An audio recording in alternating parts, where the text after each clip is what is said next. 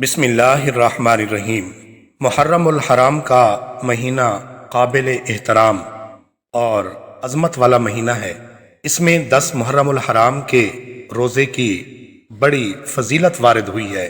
رمضان کے علاوہ باقی 11 مہینوں کے روزوں میں محرم کی 10ویں تاریخ کے روزے کا ثواب سب سے زیادہ ہے، اور اس ایک روزے سے گزرے ہوئے ایک سال کے گناہ صغیرہ معاف ہو جاتے ہیں۔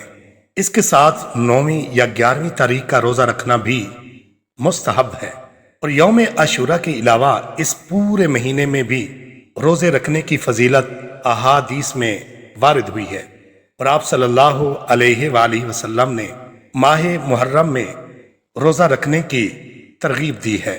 حضرت سیدنا ابو ہریرہ رضی اللہ عنہ سے روایت ہے کہ رسول اللہ صلی اللہ علیہ وآلہ وسلم نے ارشاد فرمایا، افضل ترین روزے رمضان کے بعد ماہ محرم الحرام کے ہیں، اور فرض کے بعد افضل ترین نماز رات کی نماز ہے۔ اسی طرح حضرت عبداللہ بن عباس رضی اللہ تعالی عنہما سے روایت ہے کہ آپ صلی اللہ علیہ وآلہ وسلم نے ارشاد فرمایا، جو شخص یوم عرفہ کا روزہ رکھے گا تو اس کے 2 سال کے صغیرہ گناہوں کا کفارہ ہو جائے گا، اور جو شخص محرم الحرام کے مہینے میں ایک روزہ رکھے گا اس کو ہر روزے کے بدلے میں 30 روزوں کا ثواب ملے گا۔ حضور نبی اکرم صلی اللہ علیہ وآلہ وسلم نے عاشورہ کا روزہ رکھا اور اس روزے کا حکم ارشاد فرمایا تو صحابہ کرام نے عرض کی کہ اس دن کی تو یہود اور نصارہ تعظیم کرتے ہیں۔ حضور نبی اکرم صلی اللہ علیہ وآلہ وسلم نے ارشاد فرمایا، جب اگلا سال آئے گا تو ہم انشاءاللہ 9ویں تاریخ کا بھی روزہ رکھیں گے۔ راوی کہتے ہیں کہ ابھی سال آنے نہ پایا تھا کہ حضور نبی اکرم صلی اللہ علیہ وآلہ وسلم وفات پا گئے۔